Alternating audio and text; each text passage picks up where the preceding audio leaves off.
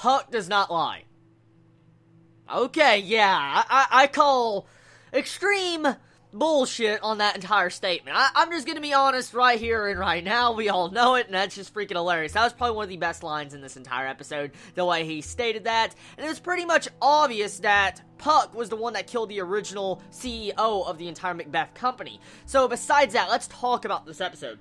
So much plot. There was a lot of plot dropped in this episode. I mean, there was a lot of information, and I cannot even go into all of it because there's just so much. Well, I'm going to talk about some certain things I really value in this episode. Besides the weekly designer child, we have a really good episode here that's kind of different. We see a really crazy plot twist at the end of this episode with the assistant. The assistant that pretty much was weak-minded and he was passive, turns around and gives that killer gaze at Mao and shoots her down ruthlessly. And that was a big shocker in this episode. I did not see that coming. He seemed like a very passive assistant. He seemed to want to help out Mao, and then all of a sudden he shoots her in cold blood, and then he says, reports this girl on the phone. It's like, okay, Robin-sama. So I'm like, what the hell? So right now, there's something else going on in the background. There's another organization we don't even know about still. And this organization that Mao was working for was also working for the Macbeth company that where Puck is. So we know for a fact, you know, it's not the designer children, the two twins, they're coming down to kill everybody.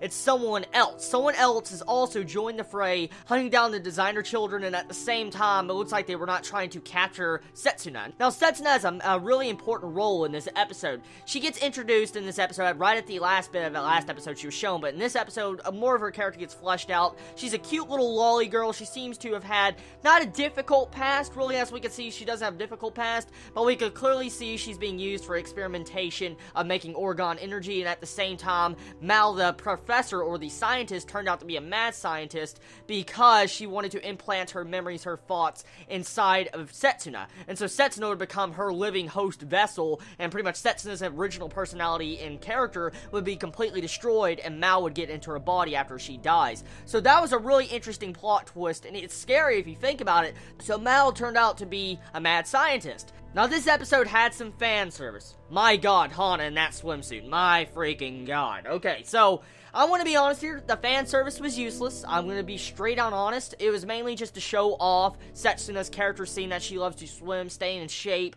and at the same time she has a little pink squirrel. Now here's the thing, okay?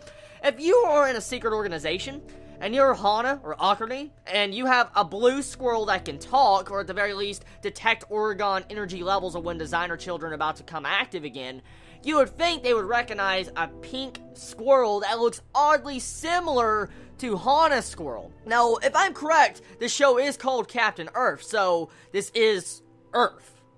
Now, I don't believe there is such a thing as blue and pink squirrels in the natural environment unless you dye their hair. And especially a squirrel that can detect energy popping up in different parts of the planet and be actually accurate with it and talk to a designer child. So, did they not notice there was a pink squirrel right there? You know, a pink squirrel that looks like Pete's... Okay. Maybe I'm the only one that, you know, noticed it. Maybe I'm crazy. Maybe it wasn't there to begin with, okay? So besides that, I feel like this episode was enjoyable. It was a lot different than these past other episodes we had. It wasn't just, like I said, the standard episode with introducing a new character and at the same time turns into an evil character. But there is one thing I noticed about this episode that a lot of people most likely did not notice. The two twins are calling Setsuna Sama. A Sama.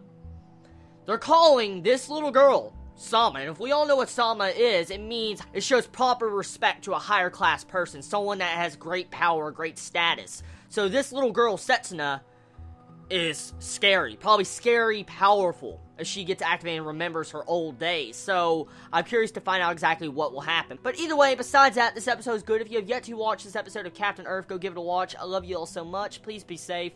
Chibi out.